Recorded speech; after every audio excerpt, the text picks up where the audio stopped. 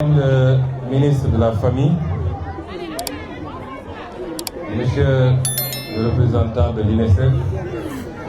Monsieur et Mesdames les représentants des partenaires du Sénégal, Monsieur et Mesdames de la société civile, collaborateurs des différentes autorités ici présentes, chers enfants, ñoo ngi teew fii ci jotaay bi ak mbégte bu rëy rëy gannaaw bu ñu ndokkelee madame le ministre ci organisation bi ak ci initiative bi ñu am mbégte bu rëy ci teew fii ndax place bi nga xam ne moom la tout tànk yi am ci ñun personnellement waaye ci lépp loo xam ne lu ñuy xàll la di ko liggéey ci wàllu état ndax ñun dañu gëm ni réew mi bu doon téeméer la juróom-ñeent fukk yi ci solo laa waxuma ci lim juróom-ñeent fukk yi yéen la ndaw ñi yéenay teyu réew mi waaye yéenay ëllëgu réew mi moo tax ci suñu liggéey da ngeen di dégg toujours ñu ne leen ñun liggéeyuñu pour le prochain mandat waaye ñi ngi liggéey pour la prochaine génération ñaar yooyu wute na bëgg nañu te mooy li ñuy liggéey fi mu toll nii ñun suñu génération yi la ñu dund ci jafe-jafe dañuy toll ci seeni at yéen dund ko ci bi ñu weesoo at yooyu ba tey di ko dund ci at yi ñu toll lay suñu mbébét te tax ñu sonn ci li ñu sonn mooy yéen dans 10 ans dans 15 ans dans 20 ans ngeen toll fu ngeen di soxlee seen bopp war a dox ñiy doxal réew mi ngeen tamit bañ fee fekk jafe-jafe yooyu loolu la ñuy wax liggéey pour la prochaine génération moo tax man wax ak yéen ndaw ñi moo ma ëppal solo fuuf wax ak mag ñi ndax bu ngeen comprendre enjeu yi rek ñun dinañu am yaakaar ni graine bi ñu semé dara mënatu koo tee nekk baobab bi nga xam ne mooy màndarga Sénégal loolu nag dafa laaj communication bu bëri madame ministre defe naa mu ngi ciy liggéey ak ay collaborateurs dafa laaj formation ak éducation dafa laaj kaaraange waaye dafa laaj ñu am ay cëslaay yoo xam ne yu dëgër la ci li nga xam ne mooy yan valeur yi ñu gëm Sénégal mu war a doxal suñu société ndax société bu nekk dafa am ay réalité société bu nekk dafa war a dox ci kaw ay valeur am loolu nag liggéey bu yàlla boo xam ne ñu ngi ci waaye dégg naa li seen représentante bi wax léegi ci mémorandum bi nga xam ne jàng na ko pare ñu teg ko ci loxo sëñ Mohamed Male mu ñëw teg ko sama loxo dinañ ko jël jàng ko bu baax a baax waaye tontu yu gàtt yi ma ci joxagum ndax du ma xóotal ci loo xam ne ñi ngi ciy liggéey réew boo buggee xam réew yi fan la ñu gënante mooy xoolal réew mu nekk naka la traité ñi nga xam ne ñoo gën a néew doole ci réew ma li ñuy wax les couches vulnérables te amul lu gën a vulnérable xale ndax mënalagul boppam ci wàllu alal mënalagul boppam ci wàllu doole kon kooku par essence mooy vulnérabilité waaye yëpp couche vulnérable yëpp rawatina xale te ci biir xale yooyu nag mu am ci ñoo xam ne dañoo tegle ñaari vulnérabilité ndax vulnérabilité nekk xale rek vulnérabilité la waaye ñu boole ci yàlla nattu leen ay laago te ñu am ci ñenn ci ñoom ñu nekk fii tey ak ñun loolu ñëw teguwaat ci seen vulnérabilité. société yi nag dañuy gënante ci naka la ñuy toppatoowee couche yooyu nga xam ne mënuñu demal seen bopp. moo tax société bu la gën a mën a toppatoo ay ndawam ay xaleem ay waay laagoom ak ñi nga xam ne dañoo ndóol ba ñëpp xam ne ñii mënuñu société boobu moo lay gën a avancé. kon lii préoccupation la ci ñun ñu mu leen wax nag ni ci ndigalu son excellence le président Bassirou Diomaye Faye mu jox ko teg ko sama loxo man mii jiite gouvernement bi te moom mii di madame Maïmouna Dièye ministre bi nga xam ne mooy toppatoo loolu am lu mu ciy wéyale waaye mu am yeneen pàcc yoo xam ne yeneen ministre dañ ciy dugg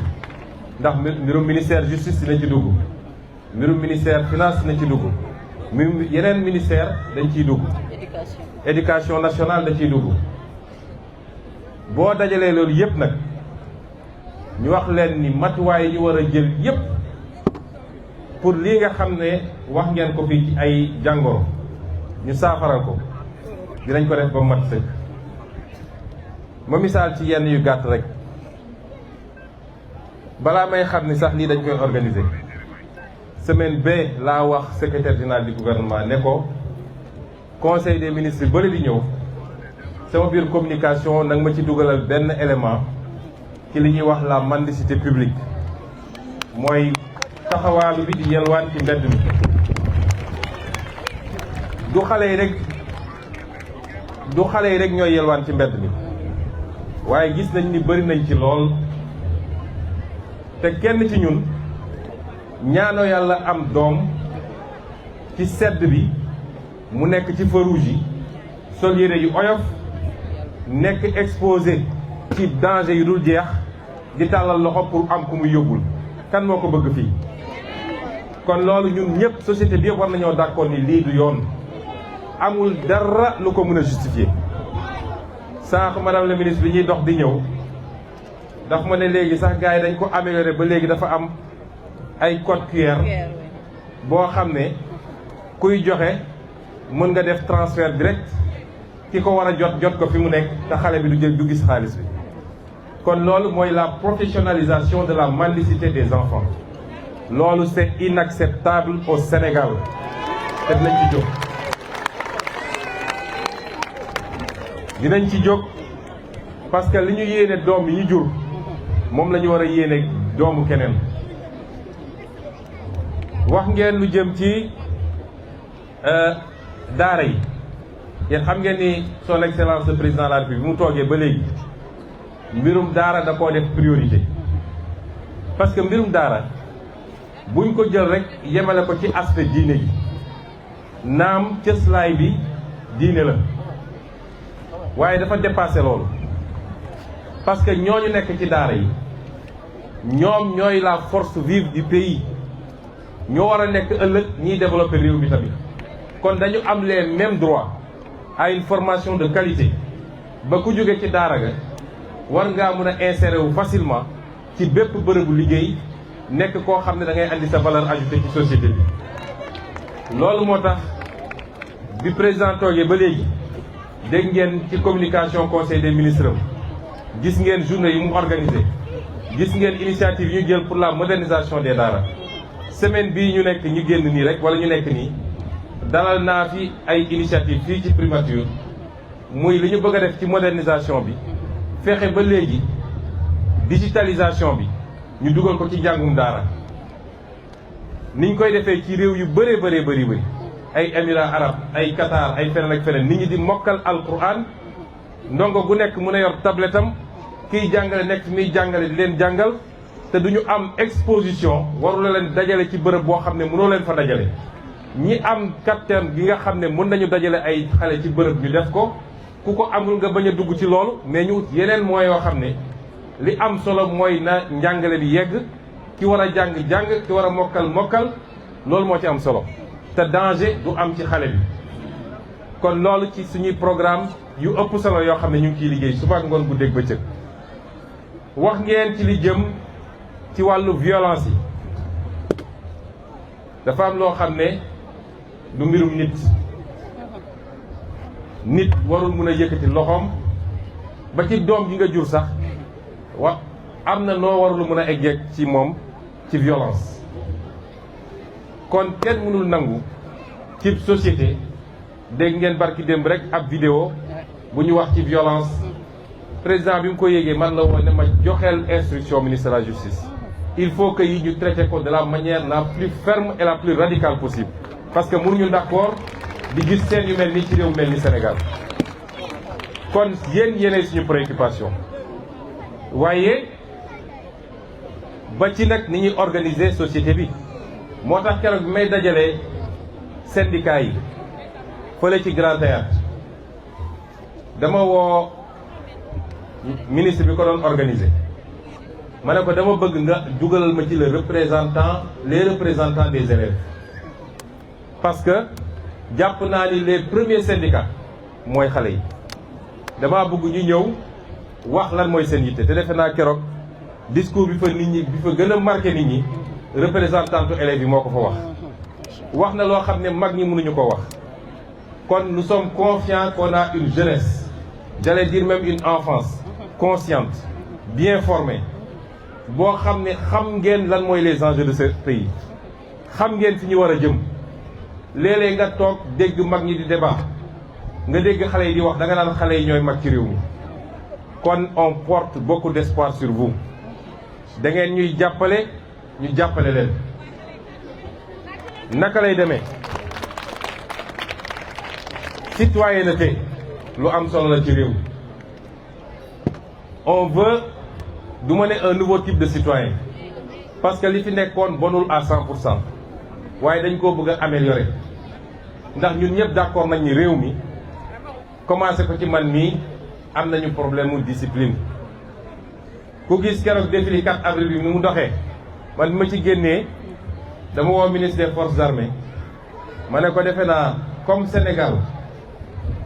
suñuy teg fi mu toll nii service militaire obligatoire moo ci nekk. état bi moo amagul moyens yi mu mun a yóbbooy ñëpp service militaire waaye war nañu mun a réfléchir ci ay créneaux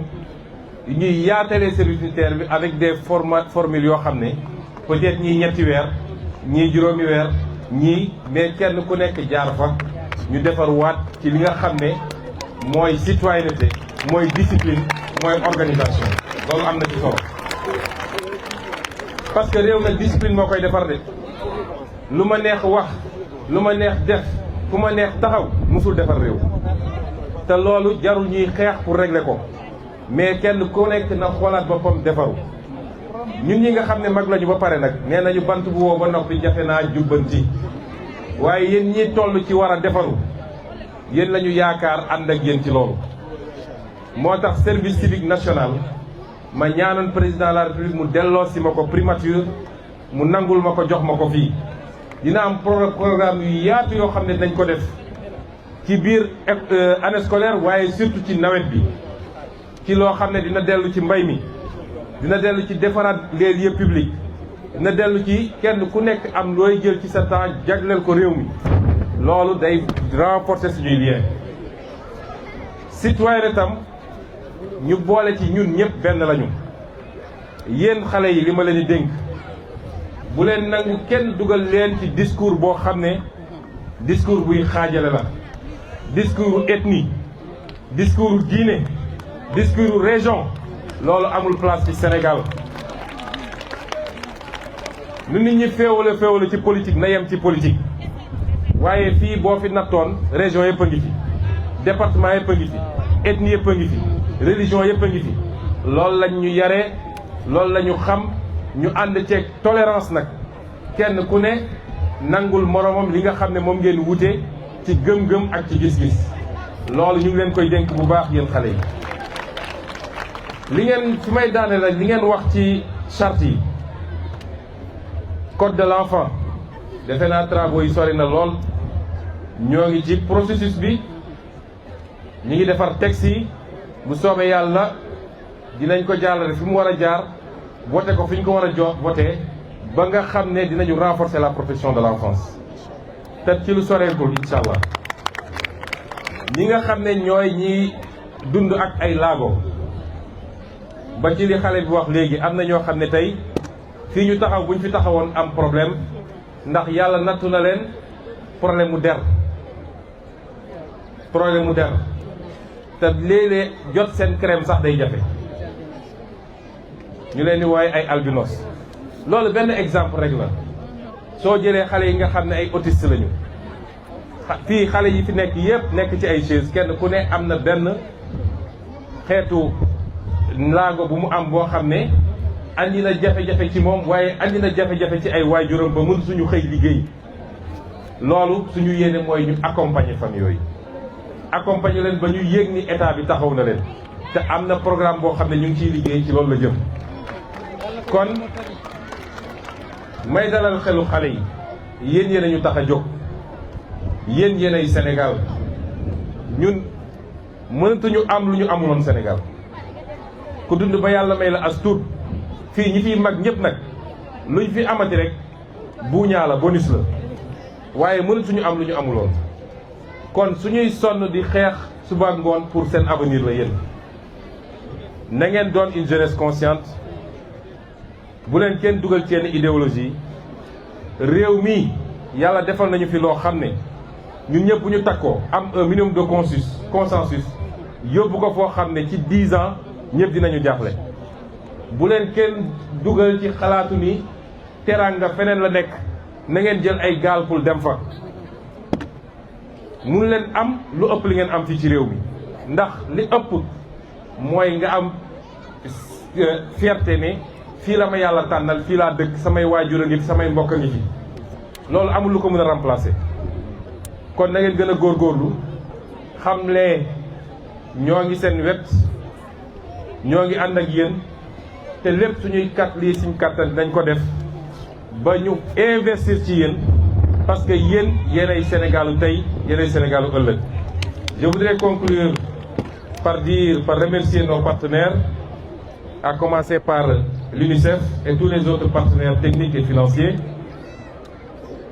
la société civile qui s'agit dans l'encadrement et l'accompagnement des enfants, et particulièrement de l'enfance en difficulté, et vous réitérer au nom du gouvernement du Sénégal, mais surtout au nom de son Excellence le Président Bassirou Diomaye Diakhar Faye, que la priorité des priorités pour nous, c'est l'accompagnement, la formation, la protection de l'enfance,